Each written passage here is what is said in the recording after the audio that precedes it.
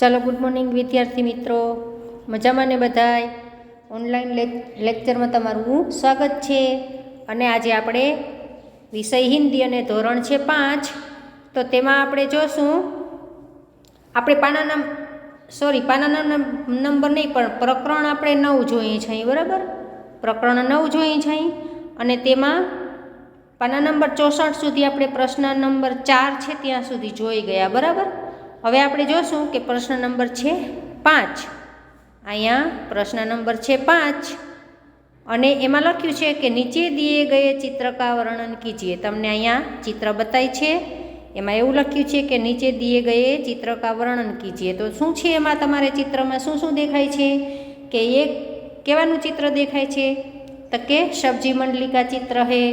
सब्जी मंडली में सब्जी की दुकानें लगी हुई है, दुकानों पर ग्राहक खड़े हैं. જો અહીંયા આ દુકાનો છે, બરાબર દેખાય છે, અને તેમાં ગ્રાહક ઊભા છે. પછી એક દુકાનદાર सब्जी की बिकी नहीं रही है, एक दुकानदार की सब्जी बिक नहीं रही है. પછી वह ग्राहक की राह देख रहा है, दूसरे दुकानदार के पास एक लड़की सब्जी खरीद रही है. एक लड़की सब्जी खरीद रही है. जो અહીંયા દેખાય છે. પછી છે एक ठेले वाला भी दिखाई दे रहा है, वह सब्जी बेच रहा है. ठेले वाला ग्राहक स्त्री को बैंगन दिखा रहा है. ठेले वाला એટલે આ રેકડીવાળો તે એક સ્ત્રીને રીંગણા દેખાડે છે. બેંગન દિખા રહા है એટલે રીંગણા દેખાડી રહ્યો છે. स्त्री के पास एक बच्चा भी खड़ा है, છે ને?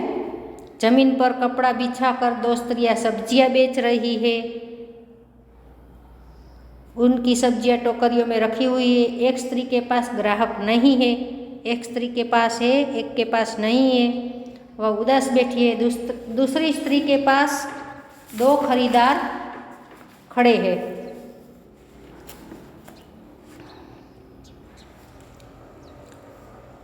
एक लड़का भिंडी ले रहा है, एक लड़का भिंडी ले रहा है. एक स्त्री सब्जी का भाव पूछ रही है. मंडी के नज़दीक से रास्ता गुजरता है, मंडी के दोनों ओर पेड़ भी दिखाई दे रहे हैं. ચાલો આવી રીતના આપણે આ ચિત્રનું વર્ણન મેં તમને કીધું. અને હવે આપણે જોઈએ પાના નંબર 65. તો તેમાં પણ અમુક ચિત્ર આપેલા છે, જેમ કે અહીંયા છે હાથીનું ચિત્ર, બરાબર દેખાય છે ને? અહીંયા લખ્યું છે ચિત્રો કે આધાર પર કહાની કથન કીજીએ. એટલે ચિત્રના આધાર ઉપર આપણે વાર્તા કહેવાની છે.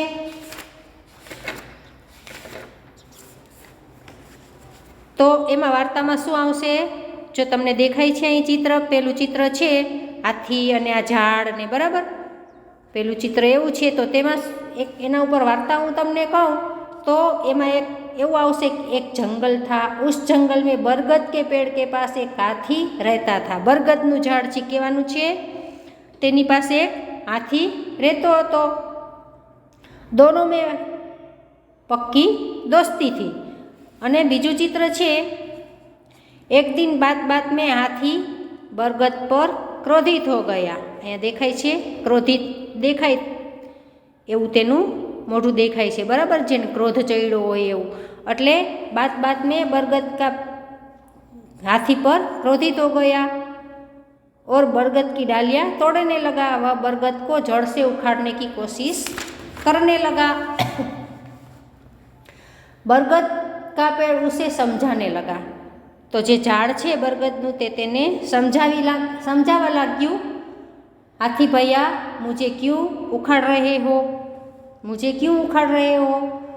मैं सबके लिए बहुत उपयोगी हूँ. गर्मी में मौसम में जब सूरज अगनगोला बनकर गर्मी बरसाता है तब सभी पशु पक्षियों को मैं छाँव देता हूँ.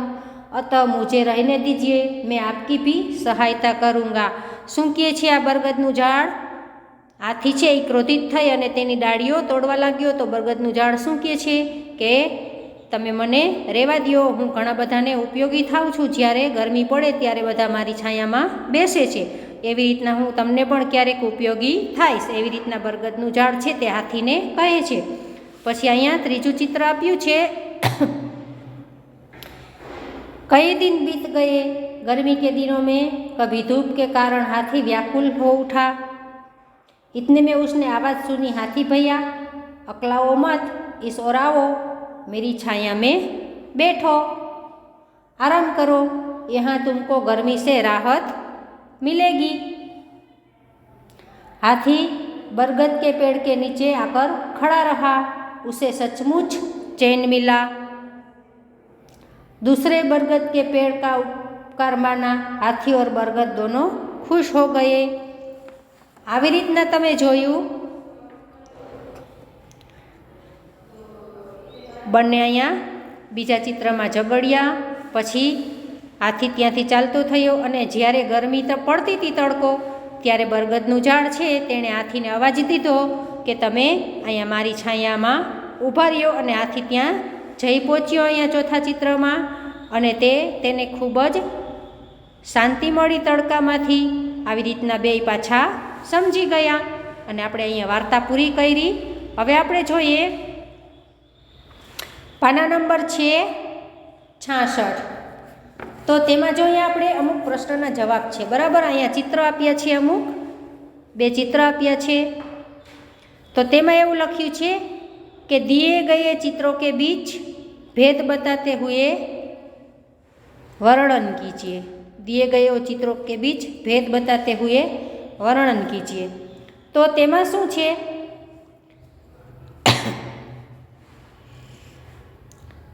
તેમાં વર્ણન કેવી રીતના કરવાનું છે? તો કે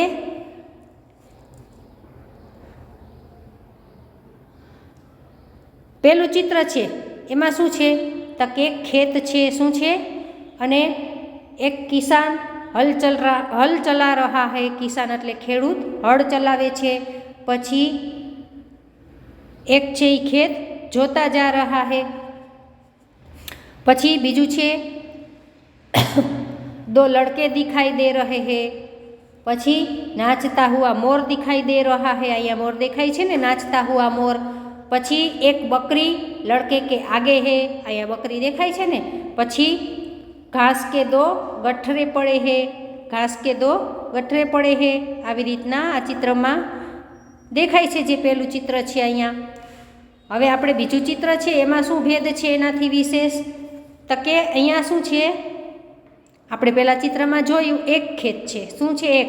અને પછી અહીંયા છે દો ખેત હે. ક્યાં હે? દો ખેત હે. એક ઓર દો.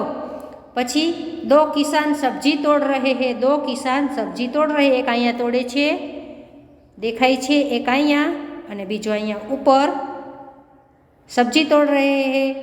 પછી दोनों खेतों में बैंगन और भिंडी के बड़े बड़े पौधे दिखाई दे रहे हैं.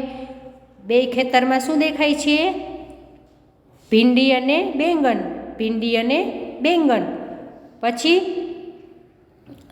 ખડા હુઆ મોર દિખાઈ દે રહા હે. તો અહીંયા તમને શું દેખાય છે? ખડા હુઆ મોર. પહેલા ચિત્રમાં શું હતું? નાચતા હુઆ મોર. यहाँ खड़ा हुआ मोर है. પછી एक बकरी लड़के के पीछे है. एक बकरी लड़के के पीछे है. ઓમાં શું હતું? બે છોકરા હતા, આમાં છોકરો એક છે. અને સબ્જીઓ કા ઢેર પડા હે, એટલે કે સબ્જીઓનો, શાકભાજીનો ઢગલો પડેલો છે, દેખાય છે. આવી રીતના બે ચિત્રમાં તફાવત છે અને તેનું વર્ણન આપણે કર્યું. હવે જોઈએ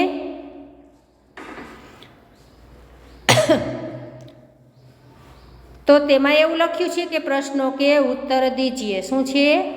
પ્રશ્નો કે ઉત્તર દીજીએ.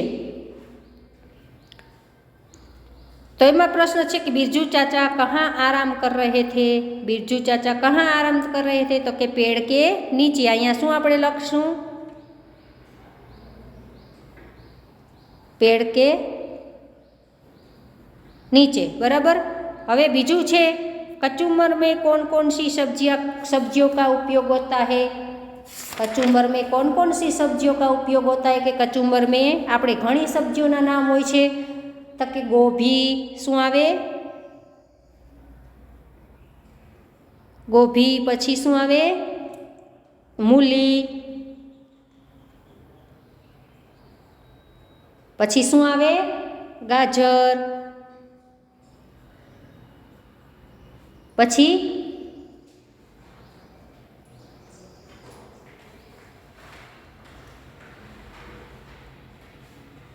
ગોભી, મૂલી, ગાજર અને બીટ.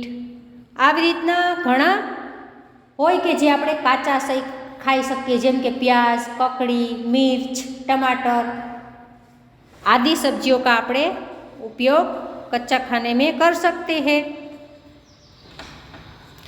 પછી ત્રીજા નંબરનો છે आलू से खाने की क्या क्या चीज़ें बनती है? आलू से खाने की क्या क्या चीज़ें बनती है? तो के चाट શું બને? ચાટ, પછી બને ચિપ્સ, પછી શું બને? ટિકિયા,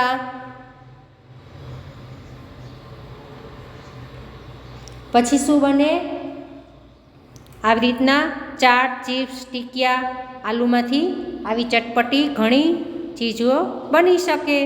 હવે ચોથા નંબરનો પ્રશ્ન છે, मसालों से रसोई में क्या होता है? मसालों से रसोई में क्या होता है? तो के स्वाद और सुगंध मिलते हैं। શું લખવાનું છે? स्वाद और सुगंध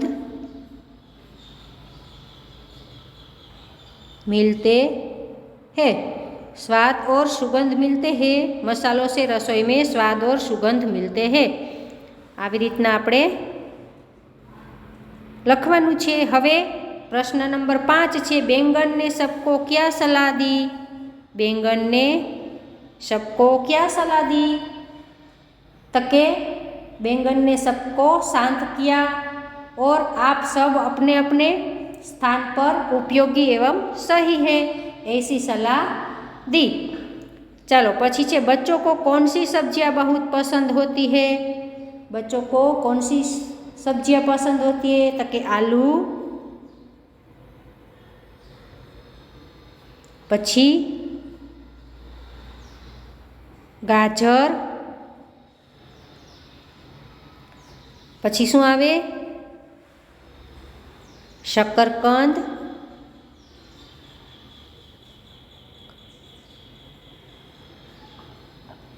પછી શું આવે? टमाटर।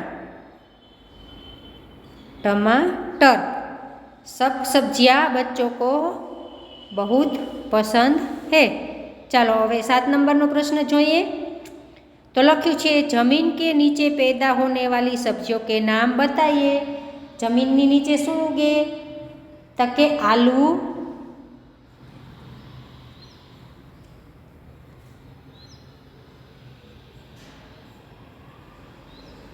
प्याज, आलू, प्याज, पछी लहसुन,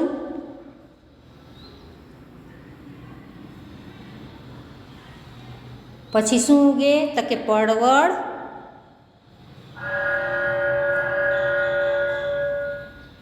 आदि सब्जियां जमीन के नीचे उगती है।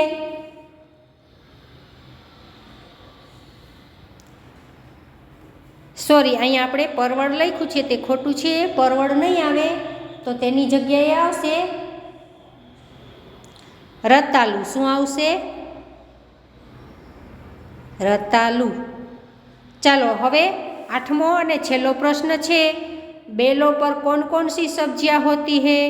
बेलों पर कौन कौन सी सब्जियां होती है? तो के करेला, पछी शुं आवे? लौकी,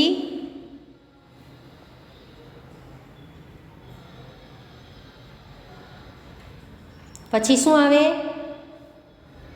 तो के परवळ,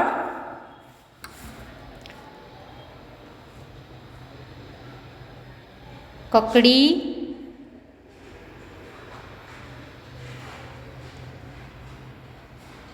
कुंदरू,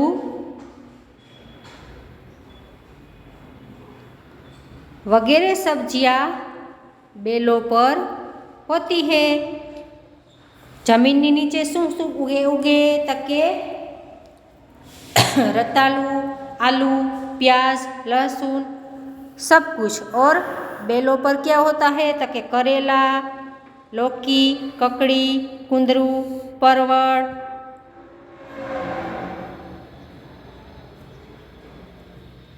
सब कुछ। और હવે આપણે આ પાના નંબર 66 અહીંયા પૂરું કરીએ અને અત્યારે આ લેક્ચર પણ પૂરું કરીએ છીએ। તમારે આ જે પ્રશ્નોના જવાબ આપણે જોયા આજે પાના નંબર 66 ઉપર તે હોમવર્કમાં કરવાના રહેશે અને આ લેક્ચર પૂરું કરીએ છીએ। તો નમસ્તે બાળ મિત્રો।